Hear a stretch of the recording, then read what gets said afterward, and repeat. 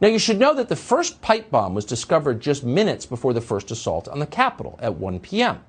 Capitol Hill police were notified of the bomb at 12:49 p.m. Protesters at the Capitol swarmed the first police line at 12:50. That's 1 minute later.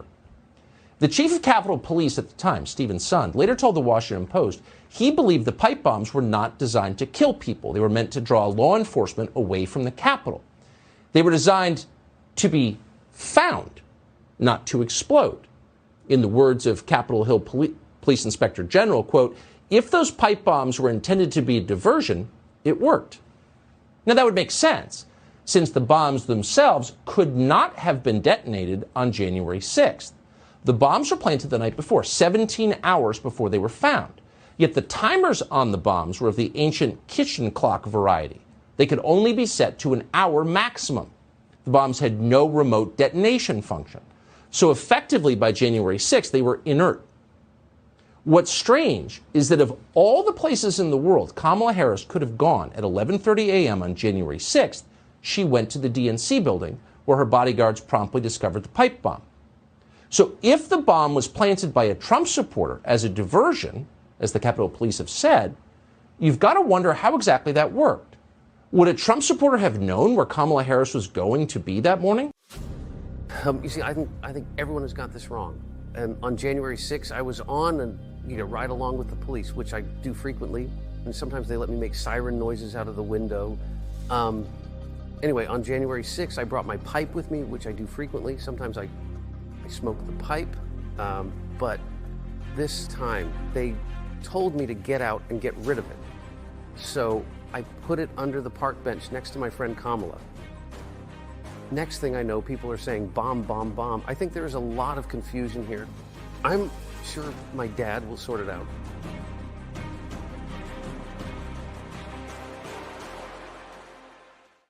That is dark. That's dark. So pipe bomb, crack pipe bomb. Okay, got it, with Hunter Biden. I see what your brain did there, Jerry. I do. I see it. Sometimes I see the magical and mysterious interworkings of Jerry's meme-making brain, and that's really good. Hunter Biden is the little kid on the right line. Jeez. Whoo, baby. All right, why not? You know, this show has a little bit of sweet with our salty. Why not kick off a very dark story right now in American history with a laugh? And I hope you did get a laugh, because I'm not sure there will be more in this program today, Thursday, August 15th, 2024. New January 6th DNC pipe bomb footage raises many questions. Like, wait a second. Who planned? Like, how is the number one criminal on January 6th yet to be found? Why does the federal authorities keep doctoring images and video about the suspect who planted the pipe bombs? Was there even pipe bombs there in the first place? Is the entire thing a diversionary tactic in order to make the Capitol more susceptible? Or more importantly, was it plan A after all? Was the entire Capitol breach just something that happened that they weren't sure was going to actually be able to be pulled off? And so the pipe bomb was plan A in order to claim that there were radical terrorists there that day. Is everything you know a lie? My goodness gracious. Yes, in fact, it's amazing. This morning, Secret Service agents are abandoning Trump. The Nord Stream 2 pipeline was blown up by us. We now know that. Us giving approval to Zelensky to go blow it up. Everything's a lie. It's a lie. Will it all come crashing down in time for people to wake up before the election, or is everyone asleep? That is a question we're going to ask today. J.D. Vance and Tim Walz also agree on a VP debate. Ladies and gentlemen, Julie Kelly, who broke this huge pipe bomb story, joins the program live. My name is Benny Johnson, and this is The Benny Show. We are going to be in Chicago. Let's put up the promotional images of our Benny bunker in Chicago, ladies and gentlemen. We're gonna be there. We're going. We are going to be trolling the DNC, who summarily kicked us out.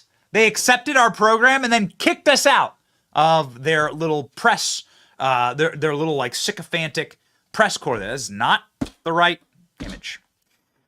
Ladies and gentlemen, we are going to the DNC Get up the right one. We worked too hard on it, ladies and gentlemen. Too hard on it. We're going to the DNC, and it's going to be wild, and we're going to bring with us our dear friends, maybe Donald Trump, Donald Trump Jr., but we're definitely going to be bringing up our dear friends, Patriot Mobile, who are going to be with us there, who are going to be helping us broadcast there. Patriot Mobile is the company that keeps us connected and locked in when we are on the road. They were there with us throughout the RNC, and we had some wild coverage. And they're going to be there with us through the DNC. Go to patriotmobile.com/Benny or call 972-PATRIOT right now for a free month when you use the offer code Benny. 100% US-based customer service can find you the best plan. It is the cell phone company that keeps us locked and loaded on the road. This is our official Benny Bunker graphic. Delete the other ones, guys. What's going on here? We worked on this all day yesterday. We're very, very proud of this. This is our Benny Bunker. Take the stinger down, please. This is our Benny Bunker graphic from the DNC. We're going to be there with our friends at Turning Point Action. It's going to be really an awesome time. We'll be broadcasting from the Trump Hotel. He won't let us broadcast from inside the DNC. Don't worry. We got special plans locked and loaded for them. Let's rock and roll here. Okay, so another suspicious moment in the DNC pipe bomb mystery, ladies and gentlemen. What has happened here? Is the Secret Service an agency that is one of the more evil agencies in America? Is the Secret Service a part of the plot to create chaos on January 6th, to implicate MAGA, to lock up political dissidents, to destroy President Trump, or at least they tried? And was the pipe bomb a massive diversion that was planted by the feds? These are questions that are raised by Julie Kelly in her new piece here on Declassified about a brand new video showing an unidentified individual carrying a bag who exited a police vehicle and then walked towards the location where the device was found 15 minutes later. There are no coincidences. Crazy, crazy stuff. Here we go. Let's read. One reason the public should remain highly suspicious of the circumstances surrounding the so-called pipe bombs discovered on January 6th is the national media's collective disinterest in the matter. This is completely true. Major news outlets, including those with full-time January 6 beat reporters, have completely ignored the shocking findings recently confirmed by DHS Inspector General Joseph Kafari related to the Secret Service's role in the events of January 6. Kafari determined that Kamala Harris, the incoming vice president and U.S. senator at the time, now Democratic candidate for president, came within 20 feet of the alleged explosive device when she inexplicably left the Capitol at 11:22 a.m. to visit the DNC.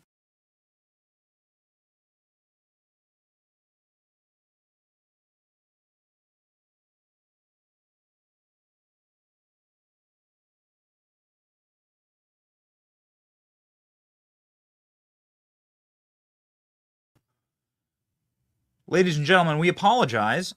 We're popping back in here. Boys, got to be up faster with the technical difficulties screen. We just lost. We had an internet power problem. We had an internet down for some reason in the studio. It's very strange.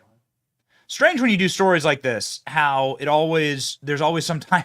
Whenever you have a story like this, there's always some type of unexplained collapse for absolutely no reason. This, ladies and gentlemen, is very odd. So we are back, checking with my producers here. We are back and having a conversation with you. Okay, good. So we have had inside of our studio here, which we are tied in, of course our studio is not run on Wi-Fi. It's tied in directly into Ethernet.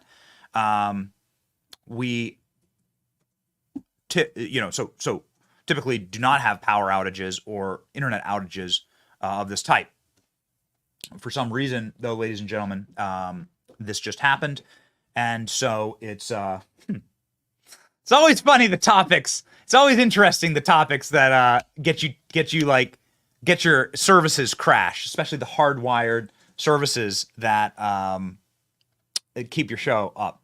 So, ladies and gentlemen, this is why we have redundancy in all of our producers as we get back on, as we technically get back online inside of the studio here. We will play you a piece of shocking information as we sort of get the train back on the tracks this morning.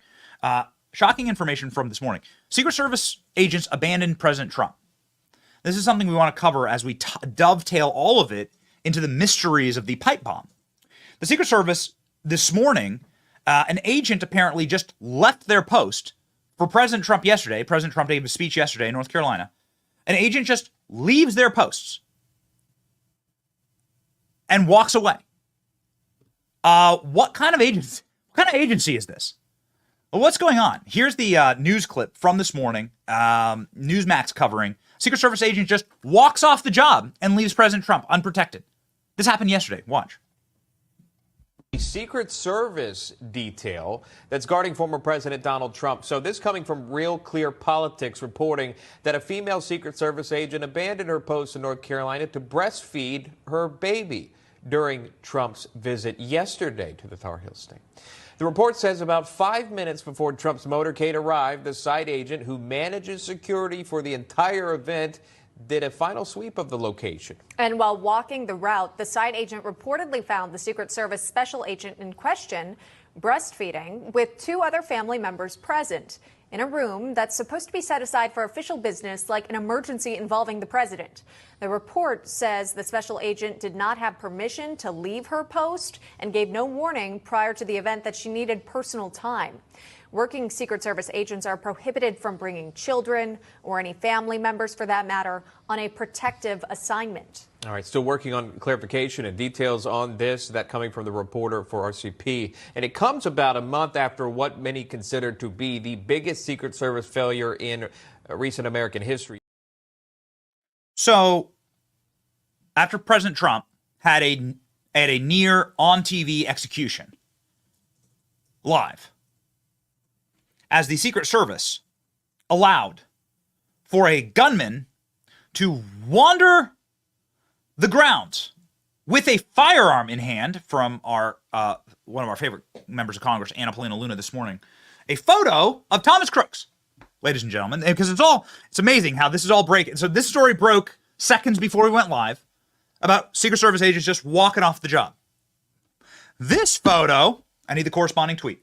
This photo, released by the Congresswoman, Anna Paulina Luna, a friend of the show, one of our favorites, taken by the police department, shows Crooks with a gun in hand, wandering the building before the assassination attempt.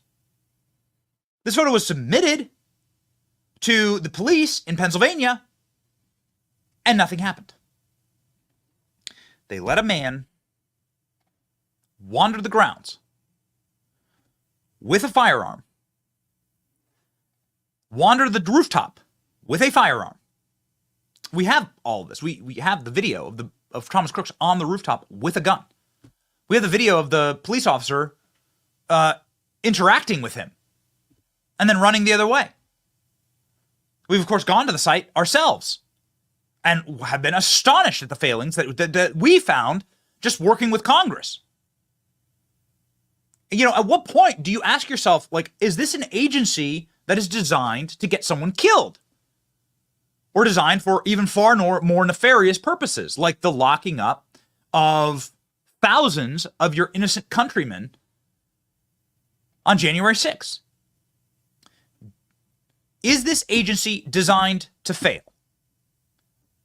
Well, if the agents are walking off the grid and abandoning President Trump after all of this, if they can't get into the guy's phone, we have new images also. Please grab me those. We have new images of Thomas Crooks and who he's talking to on his phone. There are clear images of the guy on his phone speaking with someone. He's on FaceTime with somebody. Let's grab that. And then also, Susan Crabtree is who I'm talking about here. Let's grab Susan Crabtree's posts from yesterday. We have so much to cover this morning, and Julie Kelly's going to come on and just like fact bomb us on all of this because we haven't even gotten to her insane video. And Mike Benz yesterday, and there's a reason why we're rolling through this. There's a reason why we're banging this drum. General Flynn contacted us, actually. He was like, you got to keep asking these questions. Because you keep asking these questions, you'll get to very, very uncomfortable answers, but the truth. Here's a good question for you that Mike Benz asked yesterday. How did this guy know how to build a bomb? How do you know how to do that? You're not allowed to do that. Don't ever do that. Don't ever Google search that. Don't do it. Right? No. Obviously. This is how you end, right? Like whatever you got going for you, don't Google search it. You can't go find that information without getting immediately tripwired by the feds and getting raided, right? And then prosecuted. And I'm not arguing that that's bad. I think that's good, actually. That should happen. So how do these guys, whether it's the Fed napping with Gretchen Whitmer, whether it's January 6th, the pipe bomber, or whether it's the Thomas Crooks, the 20-year-old loner, zit-faced, acne, Antifa weirdo that has no professional military training, that has no professional tactical training. How's this guy able to make 3 pipe bombs? I'm arguing that the feds should go raid people who are searching for these kind of things. Yes, that's bad. So why didn't they? How'd this guy get that information? Did you just come up with it? Go find it in a library somewhere? Go look it up? No. This dude was fed that information. Ladies and gentlemen, we found out from Susan Crabtree yesterday, and pop up the post when we get it, because I want to cover this before getting to Julie Kelly, and then Julie Kelly will join the show in just a minute, that there was no interoperability with the communications with the Secret Service and local law enforcement. So when you see the local law enforcement engaging Thomas Crooks and surrounding the building, as we have plenty of footage of, then you're able to say, wait a second, why didn't the Secret Service do anything about that? Because they couldn't communicate. Susan Crabtree, ladies and gentlemen, yesterday. The most important news, Secret Service Butler rally that ended in an assassination attempt on Trump. The murder of rally goer Corey Compratore did not have unified command center with local law enforcement. Therefore, there was no interoperability between U.S. Secret Service and local law enforcement when communications came in. I've been asking this question about Secret Service for weeks now. Finally, we have an answer. They literally could not talk to each other that day. It was completely siloed. Not just partially siloed, with the command post serving as a way to make it inoperable to share communications. Ron Johnson and his team of staffers were the first to bring up the siloing of communications in the initial report.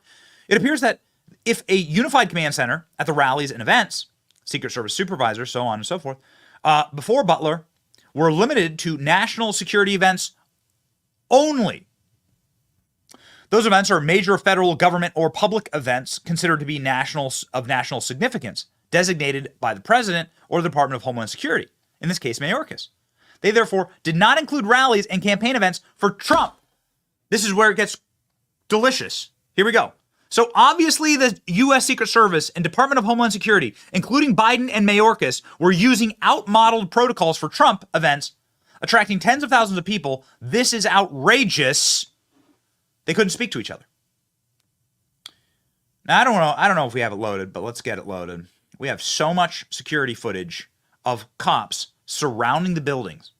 There's a dude online named Dave. We want to actually have him on the program, who has some of the best footage. He got his phones confiscated. He was standing right in front of the shooter, and he turns his phone around. You'll see it in just a second. He turns his phone around, and you can see the building is swarming with local police. Now, the last people that I'd blame for this is the local police. I went on a tirade when they released the footage, the body cam footage of the cop who actually confronted Crooks on the roof. And this is an individual tirade. This is not about, just pop it up as a play-beside. This is an individual tirade. This is not, look at the number of police. This is 3 minutes before he fired a shot. 3 minutes. It's an eternity in law enforcement. Look at it. You can count a half a dozen police officers. Half a dozen police officers at least. Full SWAT teams are there. And we found out yesterday that these guys couldn't even talk to Secret Service. Secret Service made sure that they skipped every meeting and there was no way for them to communicate. At what point do you say this was designed to fail? The point of this was failure. This is insanity. 6'10", he's going to fire his shots in 3 minutes. Look at all the cops. Cops were literally confronting him. Now, as a point of moral bravery, every father should be prepared to defend his family to the death if someone enters your home with the intent to harm your family. Period. If you're a police officer, you should be prepared to do what is necessary to keep a gunman from shooting President Trump. I did go ballistic on the police officer, and we can load that body cam footage. The police officer who confronted Crooks on the roof and then ran the other way, because we have the footage. He could have changed everything. He could have, and this blew our minds. Any firearms guys out there? Any tactical guys out there? Like when you confront, if this guy had just taken his firearm and shot it in the air, it would have created the conditions and chaos that would have stopped the assassination attempt.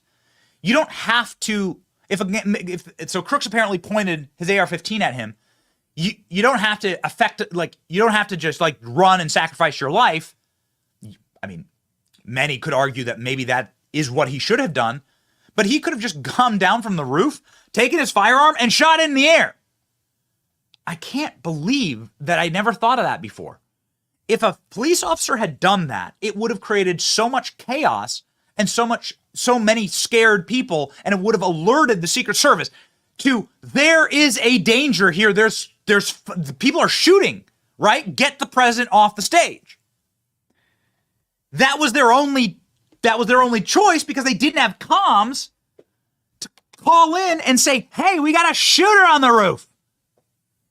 This is what we learned yesterday from Crabtree's reporting, who's great. She works for Real Clear.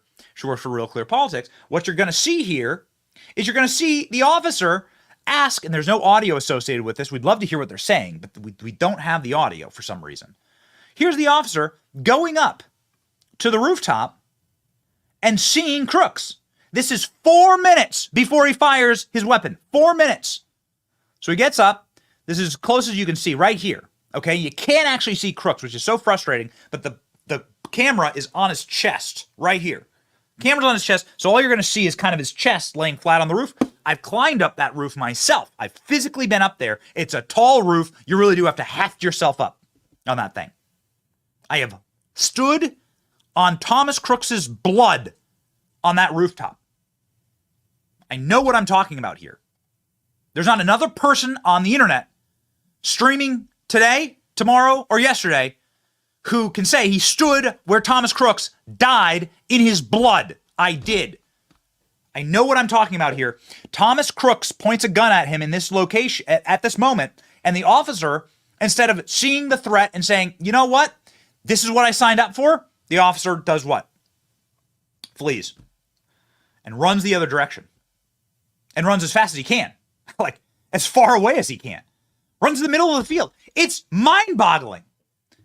Now, this is all I'm going to do with this officer. I'm not going to take it out on him anymore. This is just a point of personal. Every man should be prepared to just do what is necessary if, God forbid, you are in this position. And if you're an officer of the law or somebody in the military, this is what you signed up for, damn it. Okay, so putting that all away. The Secret Service should never have put that officer in this position in the first place. I just played you a clip of the Secret Service agents just walking off their post from yesterday. Nothing's gotten better. Nothing's improved. Many saying that there is going to be another assassination attempt on the president's life before the election. Many from inside the Secret Service saying that. How dark is this agency? Is there any agencies left in the federal government that are not wholly and totally corrupted, evil, and working against the American people, the will of the American people? It's mind-boggling. Boys, final thing, see if you can find those new images of Crooks. Something terrifying happening with Crooks. Crooks is on his phone. Crooks is on his phone, and you can see his phone screen. This just happens to be Anna Paulina Luna's tweet right here. You can see his phone screen, and you can see him talking with someone. Bro's got someone on FaceTime. He's talking with someone. Someone's giving him instructions. Look at that. There it is. There it is. Greasy Antifa-haired dude who snipers told us specifically they marked him as like an Antifa agent. As like somebody who's like a far left-wing agitator who wasn't in the moment, who's behaving strangely, and they're able to see his phone. So the FBI can't get into his phone. They say, oh yeah, this is the one electronic device we can't hack. Dude is watching something or talking with someone. Who was he talking with? Who was giving him instructions? What was happening there? There is a kind of a wild moment yesterday that just, for lack of a better term, blew my mind on the stream, where Mike Benz, who you know and love, you're right, Mike Benz, he's such a smart dude. He is telling us, wait a second, you know, this is how obvious all of this is, that Thomas Crooks was not acting alone. Thomas Crooks trained at a gun range with Homeland Security agents, the same Homeland Security agents who, according to Josh Hawley's whistleblowers, were protecting the president that day. This is something called Homeland Security Investigations. The Lady Ghostbusters, those are them. Those Lady Ghostbusters are not Secret Service agents, okay? The ones ducking, the ones who can't holster their weapons, the ones ducking behind the protectee to save themselves, using Trump as a human shield. What does that tell you, by the way, about like the nature of those people? When they use Trump as the human shield, when the goal is that Trump takes a bullet for you, not the other way around. What does that tell you about them? Huh? So these Homeland Security investigation agents, and ALX, just like, let me, this F2 clip, I'm going to play this. This is like, I want to play this. This is like a full quote from him. So I want to hear fully Mike Benz. I want to hear fully Mike Benz like break this all down. This is insane. He says, first off, here's how easy this operation would have been. They just silo the agents and they create the environment for this man to climb on a roof. They don't know exactly what he's going to do, but they effectively, they keep bumping him, which is a term in intelligence. They keep bumping him to do this. Watch what Ben said yesterday. Blew my mind. There was a reduced Secret Service presence covering Donald Trump, and that they were replaced by agents from HSI. Yes. Now, if HSI also had representation at this gun range, that is, all it would have taken, now one of the things I come back to is look at the timing. Okay, not only was this shooting, this attempted assassination, the day before the RNC convention to nominate someone, so it would have been super easy doing it that way to put in a Nikki Haley, and it was 2 weeks after the SCOTUS immunity decision ended, the Justice Department's ability to kill Trump through 1,000 years in prison. But this seemed really ready to go, didn't it? The Butler rally took place 1 week, just 1 week after it was announced. And in just 1 week, this guy, 20-year-old kid, got drone surveillance, was able to, scope the place, was able to construct 3 homemade pipe bombs. God, where have I heard that before? And if you remember, the FBI was busted teaching right-wing militia people to make pipe bombs in the Gretchen Whitmer Fednapping case. The thing they were actually arrested on was attempting to purchase weapons of mass destruction, i.e. pipe bombs, that were sold to them by FBI agents. And not only that, before the FBI attempted to sell them pipe bomb materials, the FBI created a Truman Show of federal agents to come to these people's meetings and teach them how to make pipe bombs. It stuck with us so profoundly that you're just not allowed to. And I want to be very public on the show. You're not allowed to. You shouldn't do this. Don't do it. I'm okay with the feds going after people who are searching, how do I make a pipe bomb? I'm okay with that. I endorse it. You shouldn't do that. So the question is, how did they do it exactly? Those are simple questions. How did it happen on January 6th? Well, the Whitmer Fednapping. Well, we know how it happened on the Whitmer Fednapping. The feds helped them do it. How did it happen with Thomas Crooks, the guy who was teaching Thomas Crooks who's on the phone with him on FaceTime before he shoots the president? Who's psyoping this guy? Who's MK Ultraing this dude? I mean, it's worth asking the questions. Marjorie Taylor Greene straight up on the dais being like, is there a government conspiracy to kill Trump? Who's doing this? And if it is a foreign power, okay, so let's say that's what the FBI said, foreign encrypted. If it is a foreign power, then who? What foreign power exactly?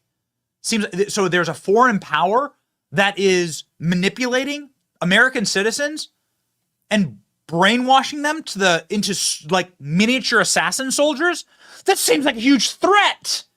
Seems like a real problem for our country. The connection between the Trump assassination and January 6 pipe bombs were startling. Here's what Mike had to say about them yesterday. And frankly, I think there needs to be a joint investigation of J6 and J13 because these two things are so intricately connected. This joint 1-2 punch between the Secret Service and the FBI in order to evade congressional oversight or in order to evade public questions about a matter of essential national security. Who knows? You know what, Benny? Maybe Thomas Crooks was the pipe bomber. Think about this, right? Right? I mean, for all we know, for all they know, I mean, because think about this. This guy is still running around, this Osama bin Laden guy who planted live pipe bomb devices. That's what you told us, Chris Ray, right? Live pipe bomb devices at the major party headquarters of both the GOP and the DNC. And he's been on the loose for 3.5 years.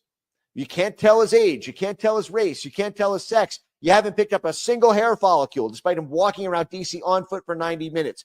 A single skin cell, despite him touching all of these different surfaces and devices. And, this guy is still out there, the Osama bin Laden of the domestic terrorism world. And we've not heard anything in 3.5 years. They've completely closed it down under the banner of an ongoing investigation, just like, this is going to be a JFK thing. It's going to be, the year is going to be 2786. We're going to be an interplanetary species, and there will still be an ongoing investigation into the January 6th pipe bomber. But the fact is, it's the exact same structure here, even all the way down to the pipe bombs. Ladies and gentlemen, the seconds after that show, I can't show you the text because it includes adult language. But after Mike sort of brought up the January 6th pipe bomber, which we haven't talked about for 6 months here. There's just been a lot of news going on, right? Biden dropping out, coups inside of our own government, assassination attempts, national conventions. We just haven't really thought about or talked about the J6 pipe bomber for ages, since Darren Beatty, Revolver News was on. Right after Mike resurfaces, kind of pulls up from the crypt, that topic of conversation, lo and behold, we get off the stream and boom, Julie Kelly, our favorite investigator on this topic, drops this video, this brand new video, and an article on her declassified Substack. And this changed everything. I texted Mike. I'm like, how did you know that this was going to happen? Maybe he did, or maybe this is just the way that it often works on this program, where we're able to get ahead of the news cycle. But nonetheless, the great Julie Kelly joins us now live to talk through this new bombshell and what does it all mean, connecting all of these intricate plots together. And I have a lot of questions for her. I'm sure you do too. Please welcome Julie Kelly to the program.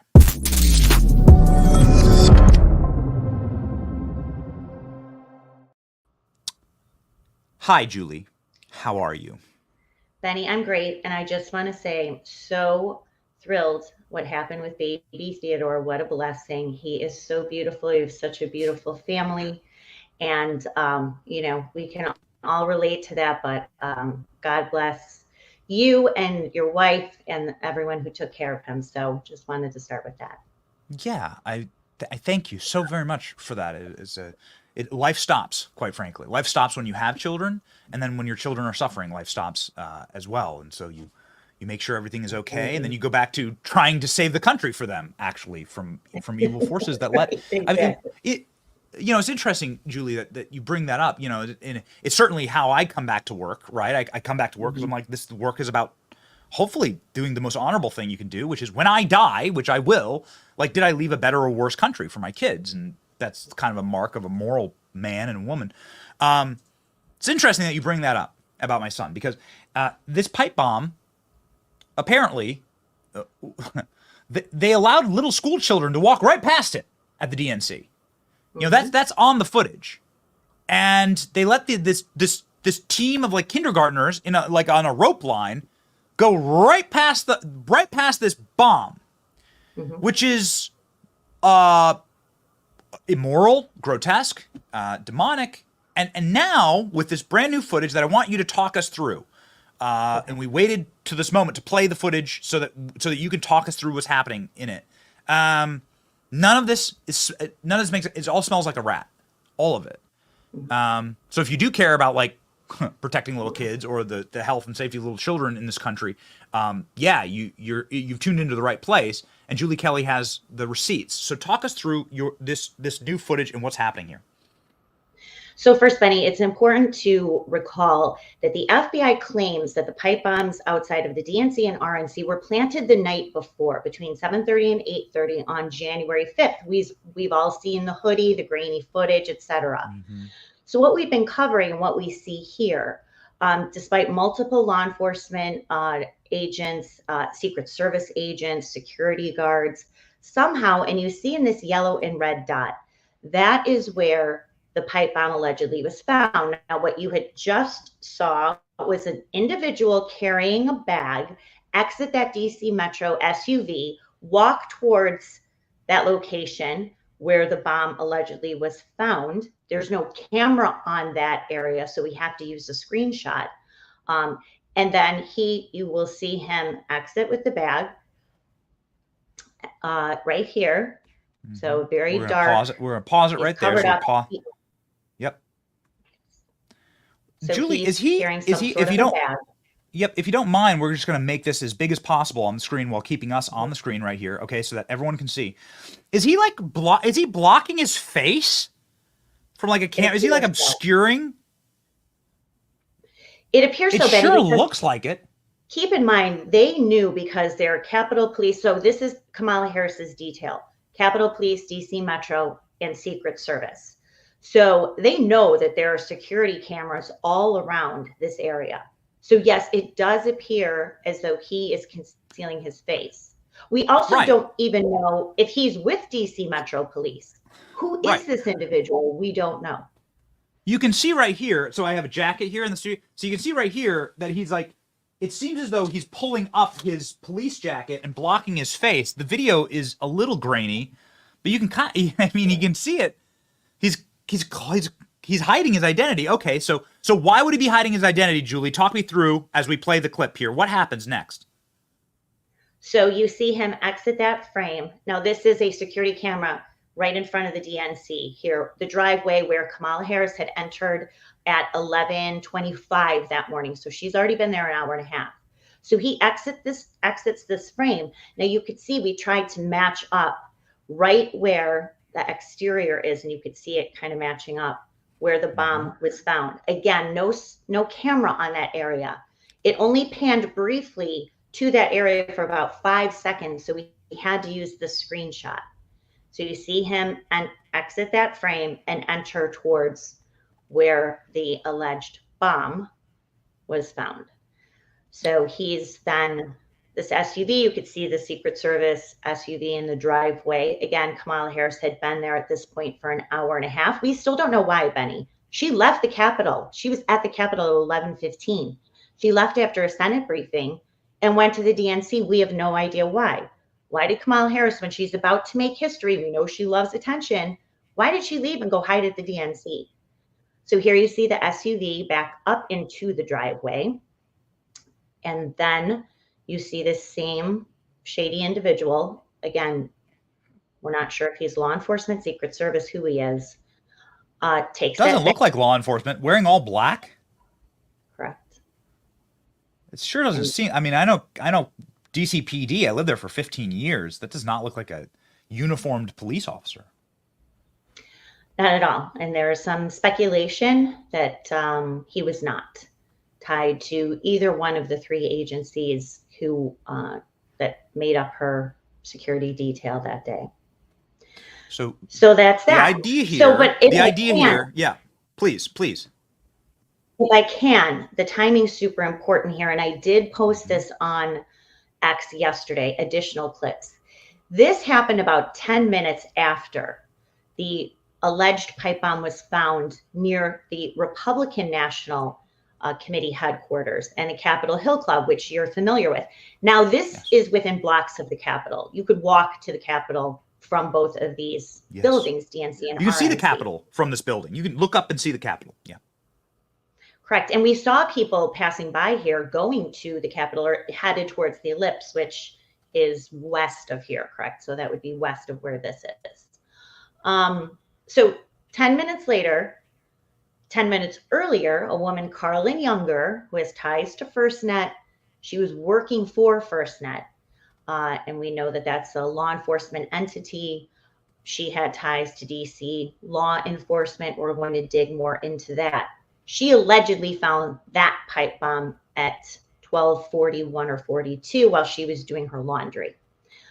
More suspicious. So here we are 10 minutes later, this. Now, at the same period, Benny, at 12:53 right now, we have the Ray Epps, Ryan Samsel breach of the western side of the Capitol, where Ray Epps and others dismantled, pushed police, and pushed down those bike racks to get towards the Capitol moments before the 1 o'clock joint session of Congress commenced that day. So this was a diversionary tactic, or was this a backup plan? This is a couple of questions I have coming into this, okay? Not being an expert on this topic. So was this meant to pull Capitol Police away? Or if Ray Epps failed in breaching the Capitol, is this intended to still smear, right? Oh my gosh, because I could see like a whole pipe bomb, this being turned into its own like MAGA bombed the DNC and RNC, right? Let's unite let's unite both parties against MAGA. If the breach actually didn't move forward, right? And there's too many variables to say it is going to happen or isn't. What were these pipe bombs allegedly? Well, I think it was a backup plan, Benny. And I think that this initiated the panic that day. If you will recall, this initiated the evacuation of the Cannon House office building is right there. This initiated the evacuation of those buildings far before the protest or anything that happened, because the physical breach into the building didn't happen until about 2:12 that day. So this started the headlines, right? And you had Representative Elaine Luria was tweeting from her office, "We've just been evacuated. They found a pipe bomb." So I think it was a backup plan, but then they started to recognize how this was all unfolding. To your point that, protesters, federal agents, undercovers, informants, all made up this mob, as they call it, and then the plan was underway. So I think it was part of, oh my God, there was a pipe bomb found, and oh my God, Kamala Harris is in the building, because we still have no idea, as I said, why she left. So this could have been, but Benny, here's why you had, and we found this footage as well, 2 sweeps using bomb sniffing canines earlier that morning, about 9:40 and even earlier.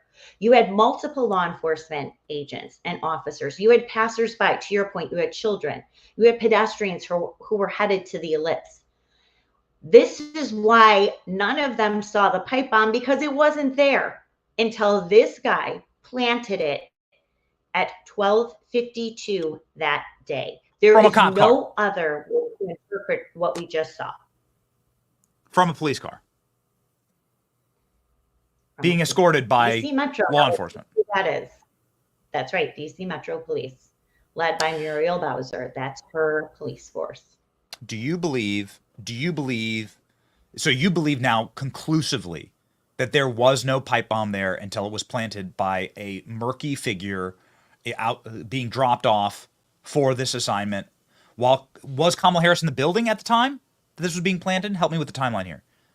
Correct. So let's go a little bit further. So yes, I think it's very obvious now that this was the individual who planted this device. It was a prop, right? It's not, and Darren Beatty has covered this as far as the RNC one with this kitchen timer that was set for an hour, but it was supposedly planted 17 hours earlier.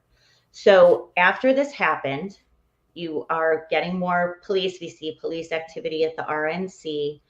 Then later, and we have this footage in my piece at Declassified with Julie Kelly, the footage that shows the plainclothes Capitol police officer who, responding to the RNC, apparently now does a sweep. He finds the device at about 1:05 that day. So about 15 minutes after what it appears to be this unknown individual planting the stunt device right there.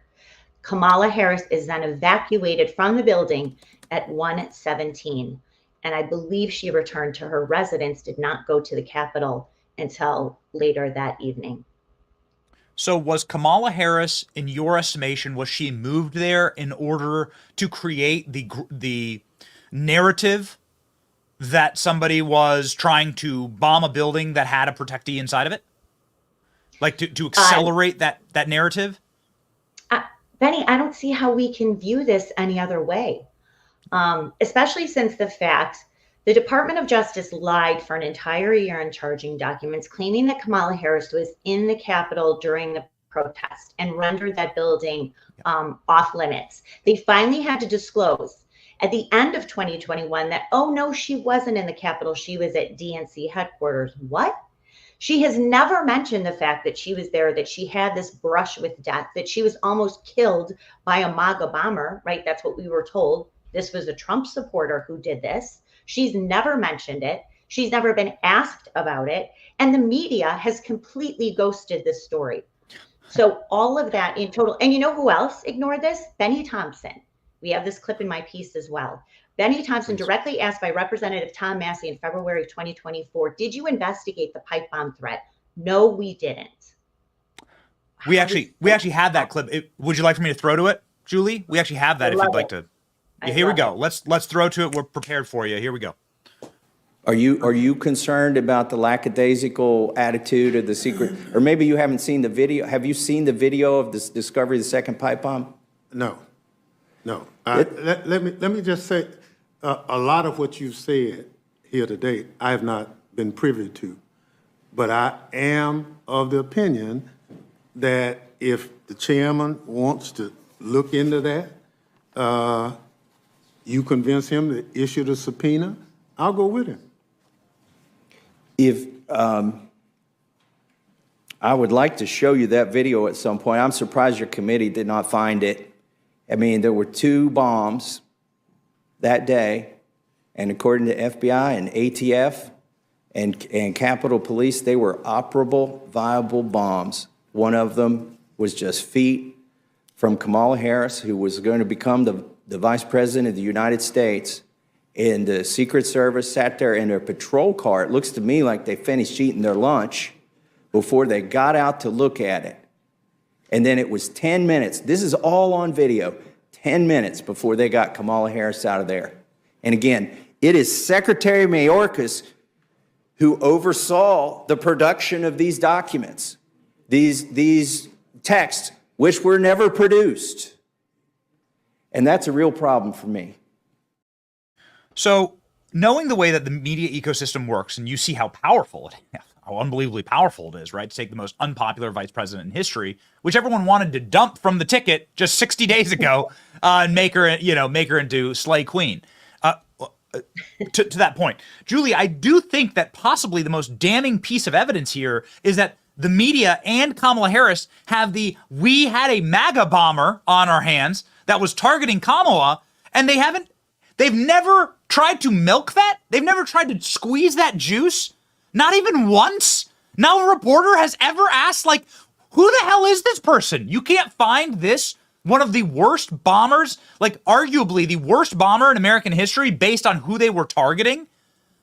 You can't find that person? They just disappeared into a Virginia metro station? No one's ever asked? Nope.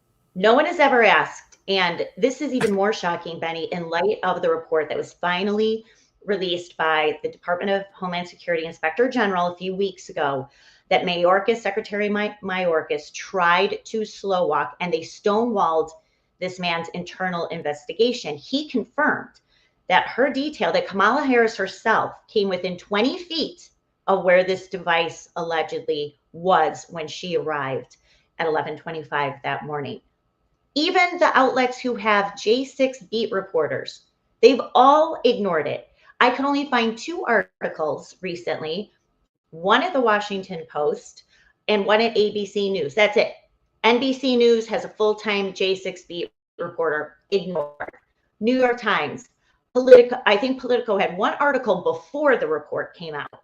They have completely ghosted this story for a reason, because it was an inside job. This, to your point, and I know others have talked about this, this is, no pun intended, one of the most explosive stories probably in this century so far. That we were told the FBI identified this bomber the night before, tried to blow up 2 buildings, or the FBI said it was viable. The FBI said it was lethal. They have a $500,000 reward, they claim. 3.5 years later, more than that, they don't have a single suspect. Even more sketchy, Benny, is the Washington field director, FBI field director, Stephen D'Antuono, when he was interviewed by Congress, Republicans last year, he said that, we have 7 data files of 7 different providers, cell providers. One of the files is corrupted, and that's probably the provider of this pipe bomber. I mean, how are we supposed to believe any of this? There are so many cameras on Capitol Hill. This individual who is in this footage, who they say is the bomber, right? The person who's walking around. There are maybe thousands, maybe tens of thousands of cameras on Capitol Hill. Okay, Capitol Hill is a terrible place to go hide. All right, you can't hide on Capitol Hill. Don't try it. So they have this guy sitting on the bench. Apparently, there is a camera angle of the bench, Julie. Like two-part question here. So where the hell was this camera angle with the bench when the police officer was dropping it up? Please show the camera angle. Where was this camera angle of the bench when the police officer was dropping it off? Because we can see the bomber sitting on that same bench, the bomber, the night before. And then who the hell was that guy? Please put back up the hooded gentleman walking around. Where's this footage? Right here, pause it. Where's this footage? Where's that angle, Julie? Where's that camera?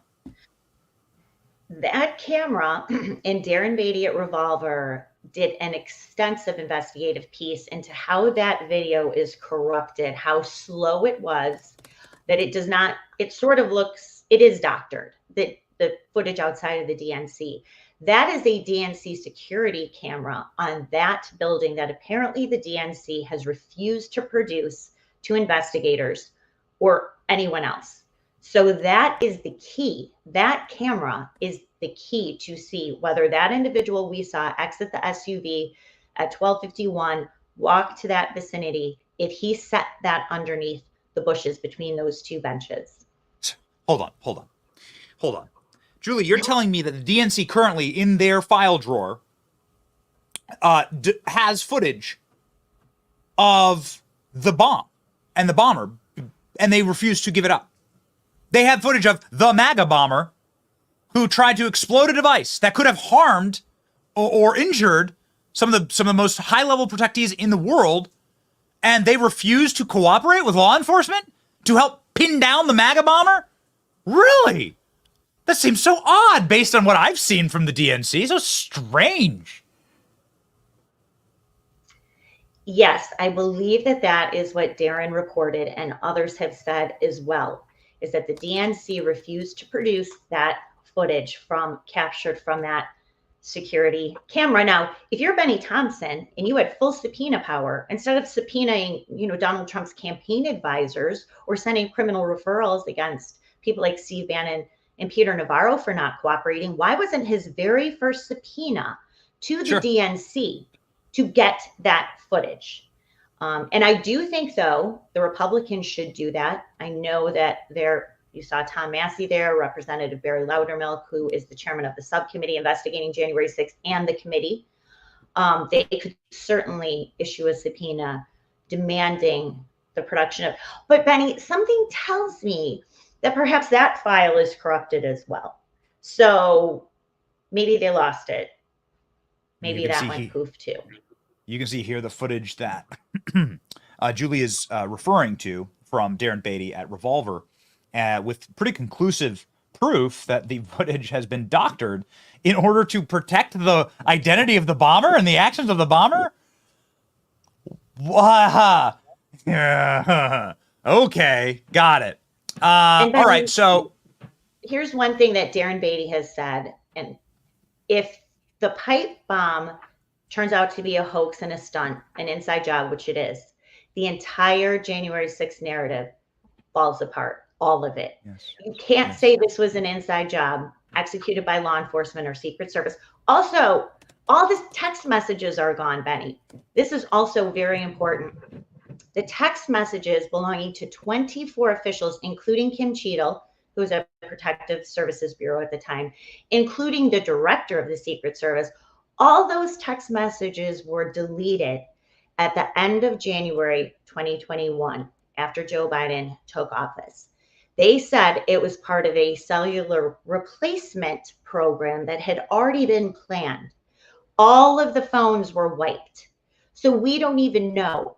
We can't see messages between Secret Service agents at DNC or certainly at the Capitol or the White House or anywhere else. But more importantly, we can't see the communications, the records between those Secret Service agents and their higher up related to what was happening at the DNC. So this is you can see here what the FBI has. They have the guy's sneakers. Really? You can't get some DNA off a set of sneakers? Right. How do you got it? Okay. All right. Go back to the final frame here and show the FBI's little this should be the number one. This guy being brought in, right? Should be frog marched through every justice building in Washington, D.C. We finally got him, right? We got the guy. He's trying to light a bomb that could have harmed the, first black vice president. And the narrative is right themselves, right? And he's totally evil. And then you go through his phone, right? You show every person he's texted. You arrest them. You show every group he was part of on Facebook. You shut all that down. You slander and smear if he watched Tucker Carlson or whatever. You just like go ballistic. If this is the easiest slam dunk for the regime for narrative building ever, and they got nothing, huh? And they're still arresting J6 to this day. They're still arresting J6 protesters to this day. They just arrested 2 individuals yesterday. I think they've arrested 10 people in the past week. You know who else never talks about the pipe bomber? Joe Biden. Joe Biden, who made January 6th the center of his campaign until, of course, he dropped out. He brings up the gallows, right? The gallows that were also created by people we have never identified or arrested. He never talks about my incoming vice president was almost blown to bits by a MAGA bomber. He never talks about it either. It's crazy to me, Julie, that you and I are the only people talking about it. Because, again, I got to tell you, like, all things equal, if you did this, it's terrible. You shouldn't be in my movement or representing my movement. I want you to get caught. I would like for horrible things. I would like the maximum damages, to you because it's an evil act. Now, this connects, though, a through line that was so fascinating to me. From the Gretchen Whitmer Fednapping, which you also happen to be an expert on, and Thomas Crooks, the would-be assassin of President Trump, they all had pipe bombs. Correct. As noted, now for the third time on this program, don't Google this. You shouldn't be looking up how to build these things. You should never do that. I don't ever want anybody doing that. Because when you do that, then you should be immediately flagged, and you should have a knock on your door and some really tough questions and maybe some charges. I don't want a country where you can go do those kind of things. Why were these individuals, let's start with Thomas Crooks, how did Thomas Crooks get the training to build pipe bombs? That's a huge question. And I'll tell you, as soon as I found out, as soon as they reported that he had explosive devices, I went, here we go. Same thing as Gretchen Whitmer. Recalling Gretchen Whitmer, Benny, that as this group that they had targeted started to fall apart, they embedded an undercover FBI employee who posed as an explosives expert to show the guys, hey, we can really do this. We can blow up Gretchen Whitmer, this bridge leading to her house, so law enforcement can't get there. They showed in September of 2022, the group of targets, they showed a video by this FBI undercover employee, and this is important, of an SUV being blown up. You know who produced that video, Benny? Guess. The FBI? The FBI did. This is the extent that they will go to, really endangering people. Gretchen Whitmer should be irate at the FBI because you have this group, you're goading, and then at the end, here, we can make explosives. We're going to go buy all the elements to do it. Of course, the same thing now with J6 and now the Thomas Crooks thing. How did this 20-year-old kid, and now they don't have any chat messages. They said he had an encrypted chat app, but, we can't get into it. Baloney. I've seen this in J6. This is impossible.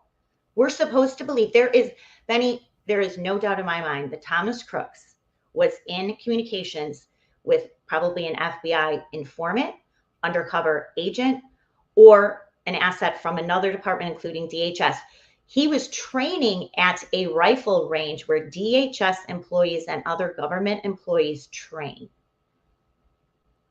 It has all the hallmarks of another setup, but this time their target got away from them. I'm not sure that this is what exactly the FBI wanted. I can't say that declaratively, but this is what the FBI has been setting up in all of these domestic terrorism cases. And this is the result, and still terrifying to think of what could have happened to Donald Trump that day. Truly. So you believe with absolute confidence, and it means a lot to us on this program and to our audience who tune in to see Julie Kelly, who is the best researcher and investigator on all of these fronts. You believe with extreme confidence that one, the pipe bomb was planted just minutes before it was found and was not planted there the night before, and that Thomas Crooks had a federal handler. Yes, absolutely. Both of the pipe bombs were planted by both of the individual who founded at RNC, I believe, I have to say that, but I have no doubt Thomas Crooks, the typical target, right? Sort of a loner, an outlier, sort of an oddball. Then all of a sudden he becomes a marksman and an explosives expert and knows how to manage a drone and gets away with it. This is classic what we've seen out of this FBI really for decades, but especially more recently, targeting what they call domestic violent extremists. They're not targeting them. They're not arresting them. They are creating them. And that's what's even more dangerous. Oh, it's just awful. It's just terrible. I mean, you can go back through the documented incidents of this, like in Galveston, Texas, where the FBI was effectively creating an ISIS mass shoot, like creating the conditions for an ISIS mass shooting, and encouraging it, and even trailing the shooter, like following him to make sure that they got it done. I mean, it's unspeakable evil. Unspeakable evil. Answer me this. Answer me this. So the FBI puts out that footage of the guy with the hoodie. Can't tell his race, can't tell his gender, can't tell anything about him. They have his shoes. Don't worry. We just can't get any DNA off him because, not a single skin fleck or flake. He never touched his shoes. How is that possible? Okay, I'm going to stop yelling. How is that possible? I put on shoes every day. I tie my kids' shoes. How do you put on a pair of shoes without touching them? Don't know. But who was that person? So that's apparently like, is that like central casting, right? Is this like a Hollywood movie? What was that person doing then with those bags wandering around these locations? I don't know. I mean, was that part of the setup that they were going to use this individual who was walking around? Or was it just a person walking around that area? And then they said, oh, here's the pipe bomber. They never show this individual setting anything down. Even in that doctored footage outside of the DNC, you still don't see him underneath. I mean, even where he was sitting, so that's the shrub, right. So right underneath, you never see him take anything out of that bag. You never see him position anything there. There's some other really weird, I won't get into the details, but we are going to be doing more reporting on that. That camera angle is very strange because you will see a scooter there. That same scooter was in the same location, same configuration when the alleged bomb was found the next day. What's the likelihood of that? Pause. That footage itself, as Aaron has very articulately explained, was doctored. And there's a good chance that that individual wasn't even there, that's been created as well. So you'd say the scooter, the same scooter, so that scooter right there that you can see is clear as day. That scooter right there. Camera one. You see that scooter. See where it's positioned? Yep. Scooter's in the same location. I don't know if we can go back quickly to the 109, the quick shot that we have. That same scooter is there 17 hours later in the same configuration. In your footage? Yes. If you go to, I embedded the scooter. You can see it right there. We're supposed to believe that scooter on January 6th with all these people all over the place and law enforcement, it just sat there overnight throughout the entire day. How do you, so the Whitmer Fednapping was thrown out based. You can help me. You're the expert on these. I just follow the trends. That was such a botched operation by the feds that a judge, I think, tossed it out. Am I correct on that, Julie? So you had 14 men who were arrested. 6 of them faced federal charges. 2 of them pleaded guilty and cooperated. The trial in April of 2022, this was the DOJ's biggest domestic terror trial in decades. After the trial, 2 men fully acquitted, found not guilty amid evidence of FBI entrapment. The entire defense was based on FBI entrapment. 2 men flat out not guilty, acquitted on all charges. The 2 other men got a hung jury. DOJ immediately says we're going back to trial in August of 2022, thanks to the judge in that case. And this is on appeal as well. Those 2 men were convicted. But of the 10 men who went to trial, Benny, in state and federal trial, half of them were found not guilty. And they were found not guilty amid overwhelming evidence of FBI entrapment. Now, the 2 men who were convicted in that second trial, that is on appeal. I covered the oral arguments in the appellate court in May.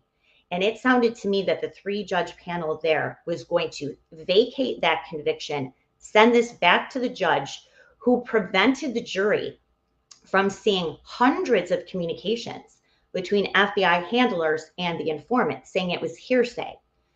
So the appellate court was very skeptical of that. And it sounded, and I'm waiting for this too, and this could happen anytime. The appellate court vacates that conviction, sends it back to the trial court, demands a 3rd trial of these 2 men who are in supermax prisons, by the way, Benny. They are treating them like 9/11 terrorists, even though they were completely set up by the FBI. Well, if they were 9/11 terrorists, they'd get a plea deal. Yeah, so that's different. Well, exactly. Yeah. So that's on the horizon as well. All right. FBI tactics doom case against men charged in Fednapping of Michigan governor from the Chicago Sun-Times. Probably not a paper that wishes to write this headline, but does. All right. So this is my final question for you, Julie, as you've talked about this bombshell after bombshell. As seen here in the inability to charge these, the Fednapping, these things eventually start crumbling, right? Like these fake plots eventually like start cracking, and they destroy themselves under their own weight of either sloppiness or just a lack of grounding in reality. People start questioning them, and then all it takes is just, you know, one plank to be pulled, and it's gone. How close are we to that happening with the J6 pipe bomber, with Thomas Crooks? Do you have any faith that it will ever happen, that the American public will actually get the truth about this? You know, I really hope so. And I believe that this is what happened with Donald Trump is a whole different level. And so Republicans are bound and determined to do what they can to get the information and records that they need about what happened there. The J6 narrative has been crumbling. And to your point, the weight of the arrogance, really the sloppiness of what happened that day. And it will continue to crumble, Benny. And I'll tell you the other report we're waiting for. The Department of Justice Inspector General Michael Horowitz, his report into January 6th, which Christopher Wray just said a few weeks ago. And I don't think he meant to say it, but he said that report will focus partially on the FBI's use of confidential human sources, informants, on that day. And what I've heard is it will be a pretty explosive revelation as to how many FBI assets were embedded. We already know from the trials, Proud Boys, Oath Keepers, we already know that there were dozens embedded in those groups months before and on January 6th. But I'm hearing that the figure is much higher than what we've even learned in these trials so far. You can see here, they were able to zoom in on that park bench, just not when Julie's little mysterious agent was dropped off. They just turned the camera away just in time, actually, to see that this, just to not show you what this man's about to do. And the DNC won't give us the corresponding footage that would have covered it. Amazing. The DNC is protecting the MAGA bomber. Ah, wow. That seems like a headline itself, Julie. Sure does. Breathtaking. This is powerful. I just can't imagine what will happen if people, it all goes, and then really it does all atomize if you find out that the Feds planted these pipe bombs.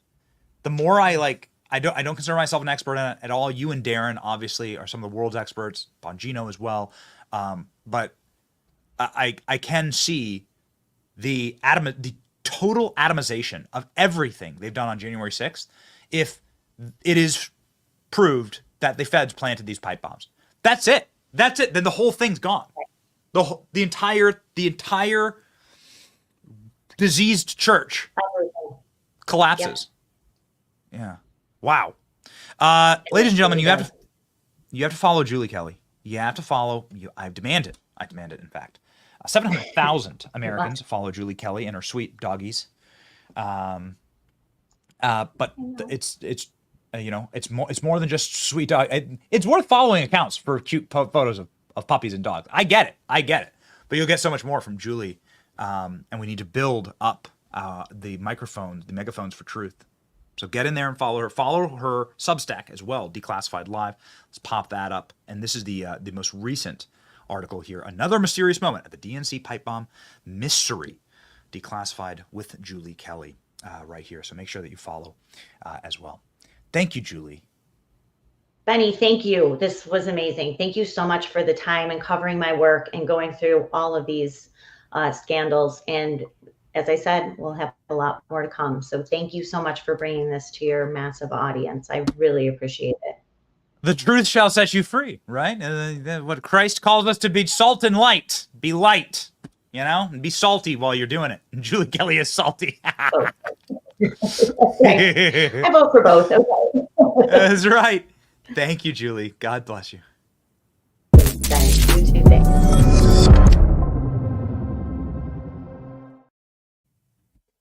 I mean, what more is there to say? Everything that's done in the darkness shall be brought into the light. Make sure that you're good when that happens, right? Everyone's a sinner, okay? But when people find out what you've been doing in the dark, like, is it going to destroy your life, your agency? Are people going to go to prison? There is no other explanation. There are no other explanations for these activities other than some type of malevolence. And you don't have to prove what was inside of somebody's heart. You don't have to be a mind reader. In fact, we're never called to be mind readers. All right? We're not called to be like, hey, understand what somebody was thinking at the moment. It doesn't matter. It doesn't matter. Gross negligence and incompetence is indistinguishable from malevolence. It doesn't matter. All that matters is the results of your actions. The results of your actions will show what you intended to happen. They intended to have a bullet go through Trump's brain, neck, or chest. They intended that bullet to be a live execution of President Trump on TV so that that would be a warning to anybody else who tried to run as a populist against this machine. That was the goal. I believe in my heart of hearts that there was divine intervention that saves that from happening. They intended, obviously, to put as many people in jail, as many MAGA supporters in jail as possible on January 6th. Little grannies waving little American flags. You know my stance on this. If you behave criminally, if you punch a cop, you go to prison. I don't care what you're wearing, black bloc or red hat. But the people who behave innocently and were entrapped, and that's thousands of people, and who were overcharged, as we've seen now with the Supreme Court overruling Section C2 518 of the U.S. Code, C2 512 of the U.S. Code. That's evil. They intended for that to happen, one way or another. Fake pipe bombs blew my mind. This entire show blew my mind. It's why we have this show, to be able to speak truth, especially in a time when, especially in a time when that just isn't allowed anymore. There's not a lot of truth out there. And so we're appreciative for people like Julie and Mike Benz, two bombshells on the show for back-to-back days, just like spitting fire and telling us what's up. Very, very interesting little news cycle here. Apparently, Kamala Harris and Donald Trump agreeing to debates. Boy, I sure hope maybe Donald Trump will get a chance to ask Kamala Harris, why'd you go to the DNC with the pipe bomb? Yeah, same Secret Service that was protecting you. They didn't find a bomb that was literally couldn't be seen with the naked eye just sitting there. Maybe you should have problems with the Secret Service. Apparently, there is going to be the debate between Tim Walz and J.D. Vance. That's been agreed to. Now on October 1st, it's going to be a wild time, man. We tell you what, lock in. Creepy, stolen valor, Tim A. Walz. That debate is happening, and it will be on CBS on October 1st. Why do they agree to CBS? Why don't we have the candidate that actually has been elected, right? That's a real candidate. People actually voted for them. They didn't cheat. We didn't cheat with Trump. Democrats cheated. They knew they were going to lose, so they changed the player in spite of 15 million votes. It's illegitimate. Kamala Harris is illegitimate. Don't care what you do. That's the truth. We should say Fox. We should say Newsmax only. You should say do the debate on the Benny Show, actually. Do it here, right? That's what Republicans should demand. But they know they're up against this machine, and so, unfortunately, they play by the rules. It makes me very sad. Ladies and gentlemen, if you wish to support our channel, then we did launch something new with memberships on YouTube. You can become a member, and this is something people ask us all the time, how do we support your channel? How do we do more? You can become a member. You get these awesome badges right next to your profile, and the longer you stay in the club, the salty soldiers inside the Benny Brigade, the longer you stay as a salty soldier, you get more salt, you get tanks of salt, golden tanks, and that just ticks on as you support our work and our show here, and we just thank you for that. You also get to use super kick-ass custom emojis Can I get from our members? Can I get some screaming lib? Can I get some screaming lib, no lib emojis up in the chat? You can, and we'll pop them up here while you send them in. These are custom emojis. We are going to be building out an entire massive suite of custom emojis that you can use in the chat. We're going to have a lot of fun. We're going to have a lot of fun later today when we are live for President Trump's news conference. He will be doing another news conference. The last one was wildly entertaining and awesome. President Trump standing there for 60 minutes, taking every question and stunting on them, baby. It was a good time. So we'll be live later today with that. And yeah, it's gonna be it's screaming. No. Oh, we have so much fun, and we love you. We also know what it's like to be dead broke. I spent most of my life dead broke, and so if you're just a sub on the channel and you're watching, we love you too. We thank all of you for the support. It takes a lot of infrastructure to do the show, and we lost power. Everything went black in the studio for a moment. Creeps you out a little bit on shows like this. Creeps you out a bit. Everything just went black. I'm sitting here with Klein, Killer Klein over here. Everything just goes black. Everything just goes. Killer Klein is the entire computer. All of our computers just go black. Huh? Makes you wonder. You're talking about Fednapping and the horrible plots, assassination plots. It's a real head scratcher there. Why that in fact happens. Stay scratching your head. It's a lot easier to figure these things out when you've had good sleep. Ladies and gentlemen, our friends at Beam Sleep help me out. I am a young father. We've had some trials in our family, let's just say, and that's just the nature of having little kids. I mean, all the time, right? Every parent. It's been incredible, the outpouring from parents to us. Beam. Here's what I do. I get my Beam powder. I don't think I have any in the studio because I don't want to sleep in the studio. But when I get home, I take my Beam powder and I mix it in with a hot cup of either water, cocoa at night. I drink it. Now, as you can well imagine, we are wired. All right, you following our content. We're wired all day. Okay, and we go live late at night. We're like posting well into the evening. ALX doesn't sleep. I can tell you this. A producer ALX does not sleep. Okay, but I do. I must have my sleep. I drink my Beam powder. Poof. Gone, baby. It's 100% all natural. Easiest way to get to sleep. Stay asleep. Shopbeam.com/Benny. Shopbeam.com/Benny. Scan the QR code on the screen. You can use the code Benny to get up to 35% at checkout. Shopbeam.com/Benny. All right. We have apparently a Salt That Lib. We do have a bunch of salt shakers for the members in the chat.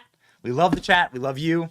Assault That Lib. Why not? We haven't done one of these in a while. It's been a dark show, so why not end with some joy? Apparently, CNN, Jim Acosta, put the screws to a Kamala Harris campaign aide by asking, "Why not? Why don't you have press conferences?" We are not here to praise Jim Acosta, okay?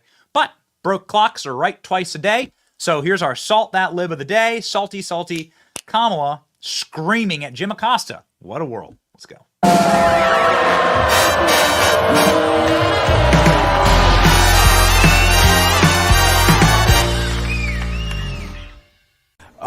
Would it kill you guys to have a press conference? Why hasn't she had a press conference? Listen, the Vice President and Governor Walz have been busy crisscrossing this country since the launch of this campaign and adding Governor Walz to the ticket. You saw the ways in which they went across the battleground states last week, generating rallies of thousands, 10,000 here, 15,000 there. But Michael, you know, a campaign rally is not a press conference. It's going to be inclusive. Do you mind if I cut in? I mean, you know, a campaign rally is not a press conference. Why hasn't she had a press conference? She's the vice president. She can handle the questions. Why not do it? We absolutely are going to do it. You hear her take questions as she's out on the stump. And she said last week, we're going to be having a sit-down interview here before the end of the month. What she's going to be focused on and what this campaign is going to be focused on is communicating directly with the voters that are actually going to decide the pathway to 270 electoral votes. That's why she Can you commit to a press conference this week? This past week. That's why we're doing a bus tour in Pennsylvania as we head into Chicago. And it's why we'll sit down for an interview before the end of the month to make sure that we can have a deep dive conversation about the vision that Kamala Harris has for where she wants to take this country and the contrast that we're going to have with Donald Trump. We're going to have plenty of opportunities to do that throughout the Michael, rest of but one interview by the end of the month. This month and throughout the rest of the campaign. I don't want to, belabor this, but one interview before the end of the month. I mean, that's not a lot. I mean, can you commit to a press conference before the end of the month? We will commit to directly engage with the voters that are actually going to decide this election. And that is going to be complete with rallies, with sit-down interviews, with press conferences, with all the digital assets that we have at our disposal. Ladies and gentlemen, while Kamala Harris's campaign is in clear panic and are getting punked, and thank you for all the salt. We are sodium deficient on this channel. We need to salt that lib every single day. We want to salt that lib every single day. There's too much news happening. While Kamala Harris is in campaign is in pure panic mode, getting slapped around by CNN. Donald Trump campaign, brand new news. Donald Trump has, I don't know if Donald Trump has fired his campaign managers. Some have, let me take a step back here. Many people have been criticizing President Trump's campaign for not capitalizing on the RNC, on the aura of Trump being an assassination survivor, on making very strange plays for demographics that are never going to vote for President Trump. And so President Trump has reinstated, according to news here, Corey Lewandowski, who was Trump's 2016 campaign manager, very, very loyal Trump ally and advocate, as the campaign manager. Okay, so ALX is telling me that no one has been fired yet, but that this is now being reported. Please click on Nick's breaking news. This is breaking news this second. So Corey was the reason Trump trounced Hillary in 2016. Doesn't put up with the Rhino BS. His primary strategy, let Trump be Trump. Pulling for this. Let's go. This is being reported by Politico. Trump campaign brings Corey Lewandowski back on board and an expansion in the role. Many have been extremely critical of, okay, so he's a key advisor on the campaign. He's not taking the role of campaign manager right now. ALX, is this correct? Yes. Okay. So he's not taking the role of campaign manager as of yet. Nobody has been fired as of yet. So we're not gonna name names or anything. There's quite a few. Yeah, you can pop it up. Quite a few people who have let's just say have the long knives out and a lot of receipts for people surrounding President Trump, who have been, let's just say, less than optimal. Given the current news cycles and also given some of the current campaign strategies. It's been very, very, very strange. But this is the breaking news, ladies and gentlemen. Tim Murtaugh, who was the campaign communication director on Trump's 2020 campaign, will also be joining. He too will be Alex Pfeiffer and Alex Bruzewicz, who are top officials for the Trump-aligned MAGA Inc. Super PAC. So the Bruzewicz we know personally. Murtaugh we've worked with, who's great. These are very strong, very good allies inside of the Trump orbit. This seems to be a flanking move in order to shore up the MAGA base and in order to, not do these, not do this very really kind of like head scratching decisions and moves to cast Trump as like the squishy moderate. It's been very strange. We've seen some of those from the campaign. It's peculiar to say the least. These guys are rock ribbed, and we know some of them, and they're good. They're good. And if you're gonna win, then you might as well win being you, right? And not being something that you're not, and not appealing to people that aren't gonna vote for you, right? Like. There are groups that just like from a generational standpoint just won't vote for a Republican. So why do you spend so much time like groveling to that? Like go run towards the people who do want to vote for you. And polls show that independents want Trump. Independents still want Trump. Margins have narrowed. Polls are fake. But there are like vast swaths of people in this country whose life, it sucks right now. And we feel that. And it sucks to fill up your tank of gas, and it sucks to look at your grocery bill. And that should be enough. Kamala, who's created all those problems and is that problem, should be losing, and losing badly. Do we have the Trump Tic Tac clip? We didn't load the Trump Tic Tac clip. It's too good, guys. Too good, boys. So easy. Trump yesterday did this on the campaign trail. Incredible. It was incredible. Gotcha. I beat you. Got it. I beat you. Got it. Got it locked and loaded here, baby. What's that? You're the master. Yeah, here we go. All right. Now there's too many flavor sides loaded here. President Trump, here we go. Oh, I have it. I do have it. Look at this. It's like me looking for Look the at clip. this. So, this is Tic Tacs, right? I don't know if I like the company. I've never met. I have no idea. They're so lucky. Look at all the television. This is the greatest commercial they ever had. But that's what happened. This is inflation. This is Tic Tac. This is inflation. This is what's happened. I just happened to have somebody gave me this one today. I said, I think we'll put it up as an example of inflation. But you know what? Inflation is destroying our country. It's destroying. Good. I love the use of props. Donald Trump famously brought in all of the rape victims and accusers of Bill Clinton to stand there in the front row while he debated Hillary. Psych. Whew. That famous photo of Bill Clinton looking down the row. Oh, use the props, baby. Use the props. You know it's over for the libs when Trump breaks out the Tic Tacs. That's so good. Yeah, we look forward to it. What'll President Trump do at the debates? Maybe bring in some of the people who were wrongfully incarcerated by Kamala Harris and used as slave labor. Maybe do that, right? That was the most effective line against Kamala Harris by Tulsi Gabbard in the debates. Maybe do that. I don't know. Just free-forming here. Trump's got some good advisors on hand now who are locked in. So good. We look forward to having them on the show. Maybe we'll book one of them for later this afternoon when we are live for President Trump live press conference. The last one was a banger. So please join us a little bit later. We got our verse of the day here to send us out. Galatians 6:9.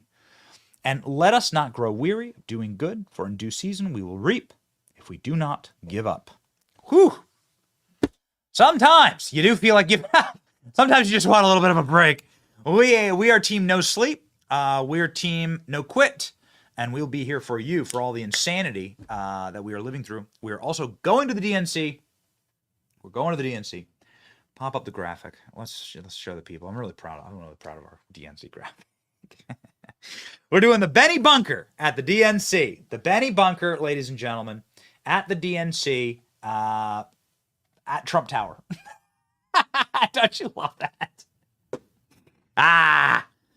Fun times. We have some exciting things ahead. And so we won't quit, ladies and gentlemen. We won't give up, as the scriptures say. We won't grow weary of doing good, and we will reap our reward. That reward will be salty and will be light. Salt and light. March with me. Our victory is ours. It's your boy, Benny. See ya. The biggest ships in the sea, all owned by the oldest kings. And a dying legacy, media deal weeds. Soon will the Benny Show come to mind. The salt from lives for fun. Leave the gold and bring the gun. We sail for #1.